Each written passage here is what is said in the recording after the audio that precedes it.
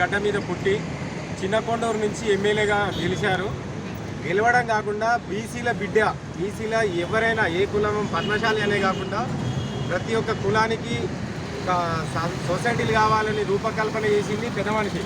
తెలంగాణ గడ్డ ఇప్పుడు ఏర్పడడం కూడా మన బాపూజీ ఆశయం వల్లనే, ఆయన ఆలోచనతోటే ఆయన ఇంట్లోనే పార్టీకి ఒక ప్లేస్ ఇచ్చి ఆ టైంలో అంటే ఆంధ్ర ప్రభుత్వం ఉన్నప్పుడు కూడా, ఆంధ్ర పాలన ఉన్నా కూడా ఎక్కడ పార్టీ స్థాపన చేయాలనే ఆలోచన కేసీఆర్ గారు కూడా ఆ టైంలో కొండా లక్ష్మణ్ బాబూజీతో ఉండి, కొండా లక్ష్మణ్ బాబూజీ ఇంట్లోనే పార్టీ ఆఫీస్ పెట్టిరు. ఆ రోజు టీఆర్ఎస్ పార్టీ పుట్టింది ఎక్కడ అంటే కొండా లక్ష్మణ్ బాబూజీ ఇంట్లోనే.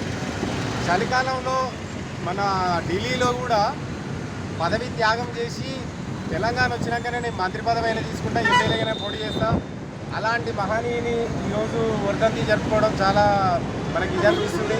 ఆయన ఉంటే కనుక ఖచ్చితంగా మంచి ఒక గవర్నరు లేకపోతే ఒక మంచి ఆయన పోస్ట్లో ఉండే పరిస్థితి ఉండే. కానీ ఆ దేవుడు మనకు ఆ ఆలోచన సరే ఏదో విధంగా ఇది ఇట్లా విగ్రహాలు పెట్టే పరిస్థితులన్నా అంత స్థాయికి వచ్చినందుకు మన పద్మశాలి తరఫున బాబూజీ గారికి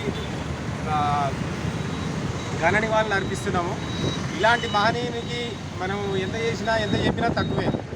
జోహార్ కొండా లక్ష్మణ్ బాబూజీ, జోహార్ జోహార్.